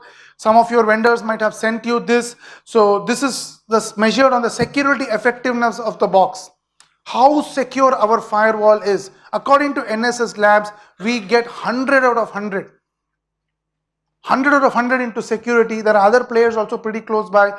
You have no reason to look, but if you look at the last year report, you will find a big difference between us and them. We had nowhere to go because we are already hit 100. We can't offer 110% security. But other people are catching up, which is not a great news. But yeah, so there are 190 evasion techniques. So we are the only vendor to block all the evasion techniques. So if you want to know what an evasion technique is, if you want to know how to hack a firewall, YouTube is a great tool. Tor browser with few dollars, credit card, don't use your credit card, use somebody else's credit card. Over the weekend, you can become a hacker. Very easy to become a hacker. Very, very easy. Some basic tools, credit card, preferably not yours, YouTube and Tor browser. With that, any browser, any firewall can be breached, excepting for StoneSoft. So we block all the known 190 methods of evasion. So this is what the firewall contains. So at 45,000 rupees, you get this.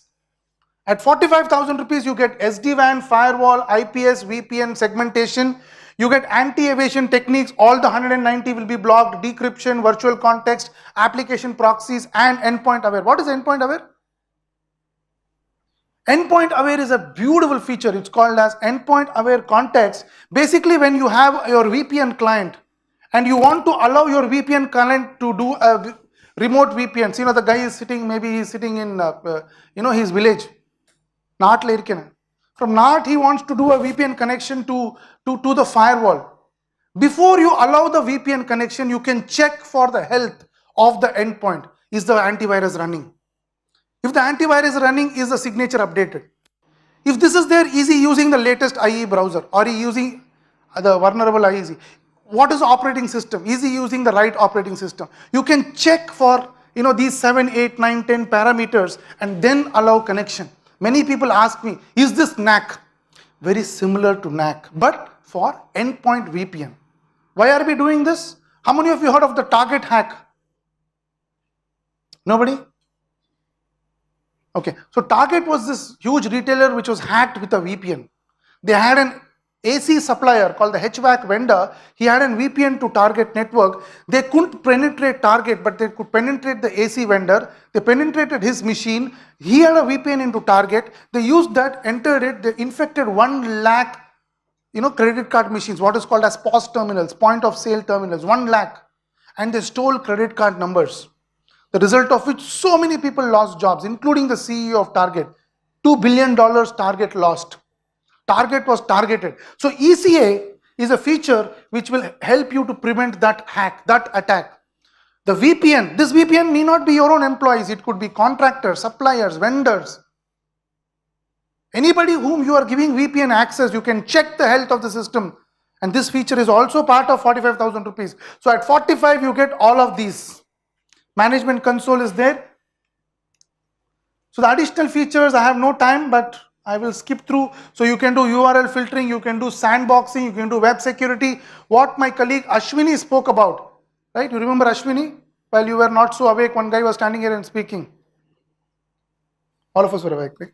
Yeah. So Ashwini spoke about CASB. Those CASB features are available on the box absolutely free, but only for visibility.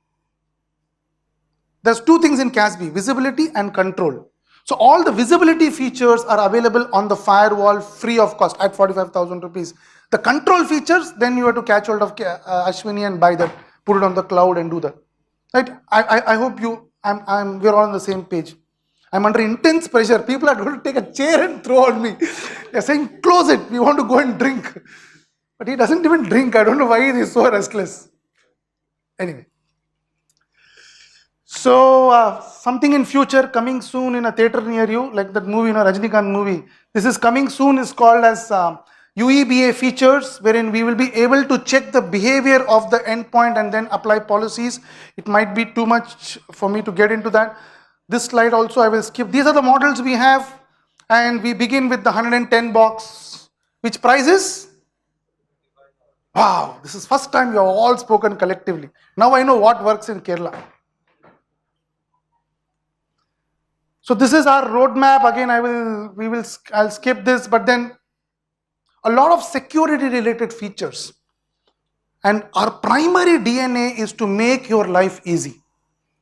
Once you put this, your life as an administrator will be far, far, far more easier. And believe me, as a seller, I will tell you, it's very difficult to measure.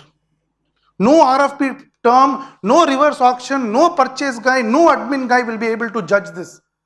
Only if you buy a solution and, Ratta Kannir they say in Tamil, I don't know the Malayalam equivalent. When you start bleeding eyes, when you want to do a VPN connection between location A and location B and you struggle, that's when you will know that this technology would have done the same thing. Maybe few dollars more or few dollars less. So it makes your life easy, admin life easy, and very, very difficult to quantify this. You have to do a POC at least for some 6-7 months. You remember that movie, a Tamil movie in which one guy gets married, he signs that 1 year we will be married, contracts, it's like that, they'll throw me out, I think. So this is the management console, and this is where you do the drag and drop. I'm not sure how many of you can see it. You drag, drop, you click this plus button, VPN is created. Sitting in one location, you can monitor the box and all your ISPs.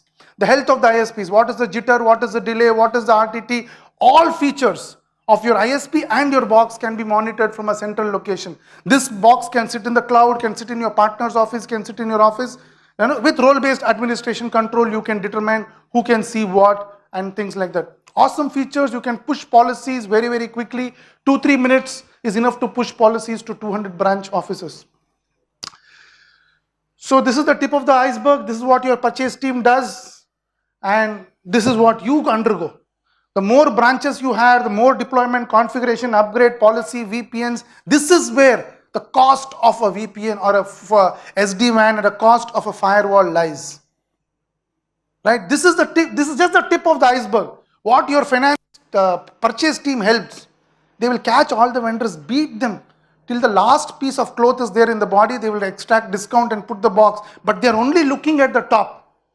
This is what you undergo as a trouble when you are running the box. And this is where we are focused. Of course, we are giving you that at 45,000 rupees, but this is where we are focused. And by these features, we make the iceberg into half. Right? What are the features we have? Uniform across all the platforms. So you can buy our firewall, our SD-WAN as a software, run it in your server. You can buy it as a hardware from us, do plug and play. You can buy it in virtual environment. You can buy it in cloud. There are 4 flavors, but all the 4 flavors uses the same software. None of the other vendors do it. Nobody does that, including Cisco. They all use different codes for different delivery mechanisms because of the compulsions that they have. But we do what is called unified. So you can get same policy in Amazon, same policy in AWS, same everywhere.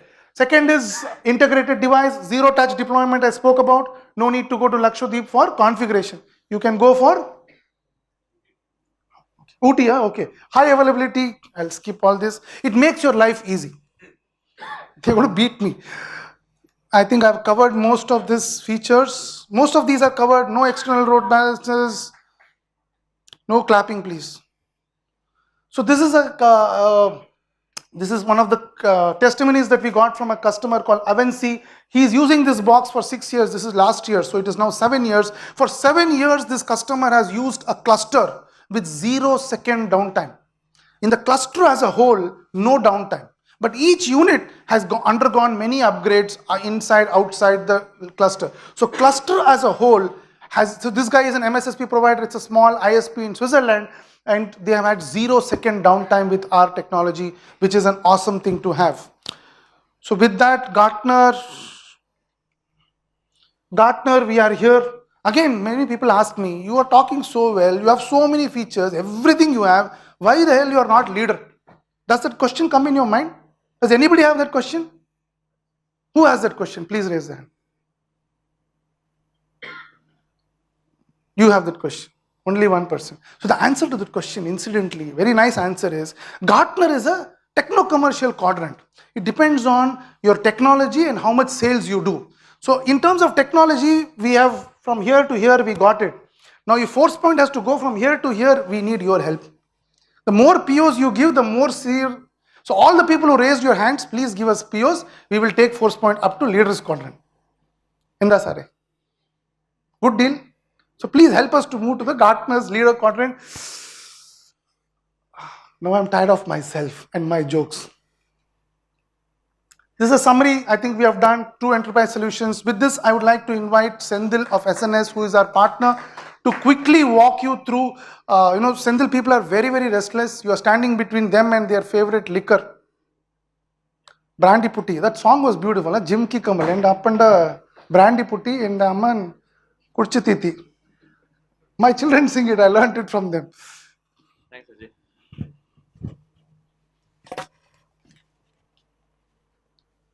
Good evening, all. After a lot of ForcePoint Green, we have. The last 4 years, we are ISO 27001 company, which is the global standard for information security.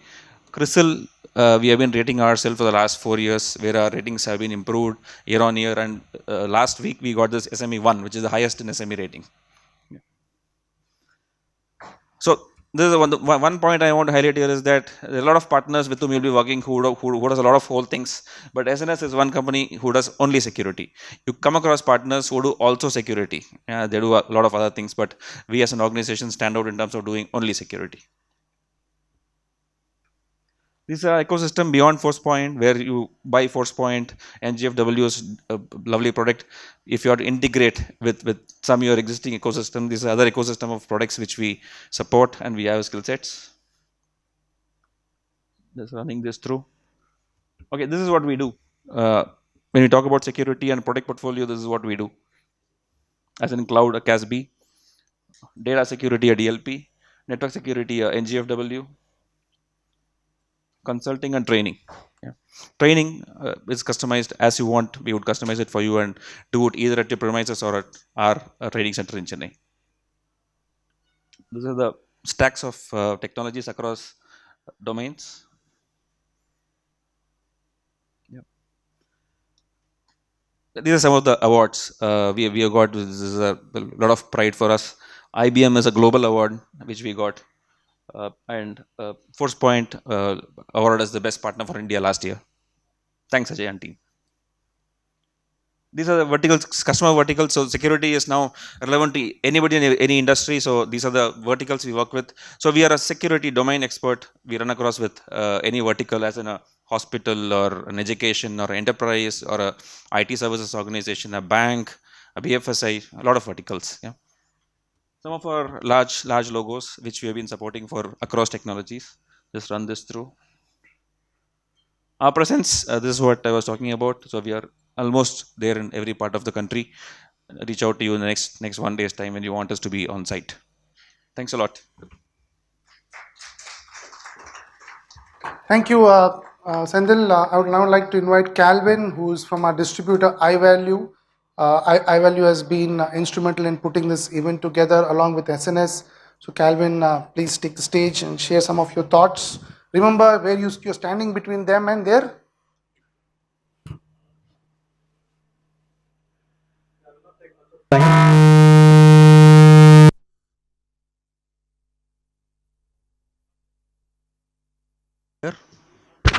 Still not working. Yeah, I'll not take much of time.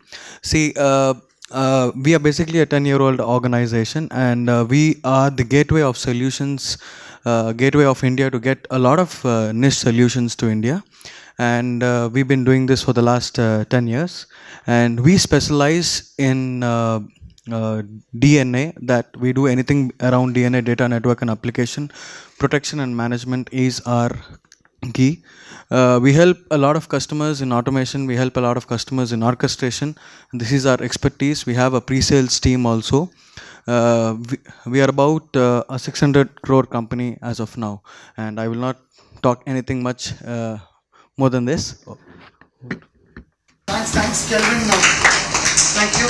So we have a feedback form, so we will request you to please fill and exchange it for your goodie. Please collect your goodie as well. And with that, we open it to any question answers, any questions that anybody might have. We still have 10 minutes. I don't know why people wave their hands so friendly. Any questions? Yeah. You need a mic? I just want, you mentioned about the CASB part, right? So, do you have any comparison slide or comparison sheet which with any of your competitors? Yeah, so we compare ourselves with all leading CASB vendors. I will make sure that we will reach out to you. Chitra, where are you? So Chitra, you please coordinate between us and sir and make sure that this is given. But one point I want to mention is that amongst all the players, some of those features that you will not probably find in the sheet is our ability to manage with agent without agent. Because you cannot deploy agent in every machine in the world. So some places where you cannot deploy agent, you still get the same level of security, which is a great functionality. And another great feature that you will not find in any solution is, we spoke about 4 problems today. One of the problems was too many logs, and how do I, make too many events? How do I, filter out? In English, you have this thing called, how do I take the needle of the haystack? 700 events your firewall gives, 698 are useless, 2 are important. Which are those 2 important? You don't know. That was what the point that we spoke in the beginning. That's called as incident risk ranking, which is again a unique feature which we have. So we will make sure that you get all these details. Ashwini, do you want to... For the gardener, you are saying? No. Casby, do you want to add anything on? Yeah, so we have like many unique features. Like some of them I already stated, like account privacy, like data protect. Yeah. My point was, do you have a comparison sheet? So that, Yes. that will help Sure, us. Definitely, definitely. We are Definitely. actually, the point is we are actually doing doing a POC on CASB. Okay. So I can see. Definitely, Wonderful, definitely, wonderful. Please definitely. consider us as well, and you will find that there is a sea of difference. We are also integrated to all our products. So we spoke about 4 problems in the beginning of the session, right? Let me remind you those 4 problems. The first one was data is lying everywhere, being accessed from anywhere. So which solution do you think gives you the tools to control it? Data is lying everywhere. In the cloud also it is there. It is lying everywhere. How do you control it? So by using CASB and DLP. The second problem we discussed was too many products not talking to each other. And like you might have figured by now, all our products are integrated with each other. You have a DLP, you have a CASB, no need to configure CASB. The moment you connect the CASB to our DLP, all the policies are auto-populated into the CASB dashboard. You have to just go and edit the policies. End of the day, DLP and CASB is about controlling the data flow. So all features, all products are integrated. We solve the second problem. Third problem, my personal favorite. Too many logs, too many events. What do I do? Needle is lost in the haystack. Where do I search? It's a golden needle. I can't buy a new one also. So how do we search? The way we can search is by using incident risk ranking. It is a standard feature in all our products. None of the vendor gives you. Incident risk ranking is our IP, our intellectual property, through which you can run a report and say, last 24 hours, these are the most riskiest users. You double click on the user, it will tell you why is he risky. In DLP he did this, in proxy he did this, in firewall he did this, that is why he is most risky. No need to go through all the logs, no need for your SIM tool to give logs and for you to understand that log. Right? It is very, very, very convenient and easy. And the fourth point was all security products are post-mortem, post-facto. Nothing is proactive. So we have a functionality called as UEBA. We didn't have time to go through that in detail, but just to give you an overall hint, UEBA is User Entity Behavioral Analytics. That tool is like my wife. If you put it in the network, it will judge the mood of the husband. Whether this guy is angry, happy, disgruntled, danger to the organization, will cause harm. Right? All our wives and mothers can see our face and tell what mood we are in. So UEBA does that job. Not exactly in that equivalent, but it can tell you what is the behavior of this person. Is he danger to the organization? Is he in an angry mood? Is he in a disgruntled mood? We look at various parameters. UEBA is a 3-hour session. I will not go in detail, but just to give you a hint, we have built the UEBA functionality free of cost on all our endpoints. So you buy a firewall, the endpoint will have UEBA, which will monitor the endpoint behavior. So all the 4 problems, the human point problems that we spoke about, are addressed by our technology, as a result of which one thing is ForcePoint makes your life far more easier, admin's life far more easier. So with that, I conclude. Any questions we can discuss on the stage or offlay. What do we say that? Okay, on the rocks. That's also a good word. With that, thank you, gentlemen. You have been a wonderful audience. It was nice talking to you. Thank you. Thanks a lot.